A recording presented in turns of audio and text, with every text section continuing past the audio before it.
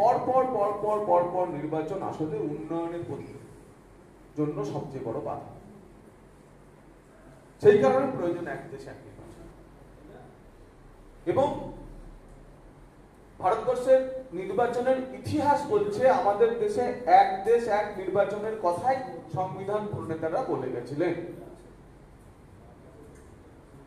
47-এ স্বাধীনতা, 1950-এ 26শে জানুয়ারি সংবিধানের অ্যাডপশন, সংবিধানকে আমরা গ্রহণ করি। 51-52 সালে প্রথম সাধারণ নির্বাচন, এক দেশ এক নির্বাচন ছিল। সমস্ত রাজ্যের বিধানসভা, সমস্ত রাজ্যের লোকসভা একসাথেই ভোট হয়েছে। 57 সালের নির্বাচন, এক দেশ এক নির্বাচনই ছিল। পরের যে নির্বাচন 62 নির্বাচন, এক দেশ এক নির্বাচনই ছিল। 67 নির্বাচন, এক দেশ এক নির্বাচনই ছিল। কিন্তু বদলালো না, তারপরে ভেঙে যেতে শুরু করলো কেন? 67 পর থেকে স্বাধীনতা আন্দোলনের পর কংগ্রেসই দল সব, তখন বিরোধী দলের কোনো অস্তিত্ব নেই। বিরোধী দল সবাই মিলেও তখন কংগ্রেসের বিরুদ্ধে প্রার্থী খুঁজে পেত না। কিন্তু সেই কংগ্রেস 20 বছর, 4টি ইলেকশন মানে 20 বছর কেন্দ্র এবং রাজ্যগুলিতে সরকার চালানোর পর যখন কংগ্রেসের বিরুদ্ধে অ্যান্টি ইনকামবেন্সি শুরু হলো, মানুষ আঞ্চলিক দল, বিকল্প দলগুলিকে যখন জেতাতে শুরু করলো, তখন কংগ্রেসীদের যা কালচার আজও তা আছে, তারা ক্ষমতা হারাতে চাইল না।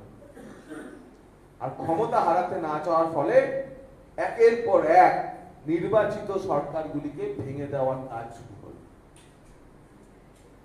ভারতবর্ষে প্রথম 50 সালে সংবিধান অ্যাডপশনের পরের বছরই পাঞ্জাবের সরকার 356-তে ভেঙে দিতে হয়েছে, সেটা ভিন্ন প্রসঙ্গ।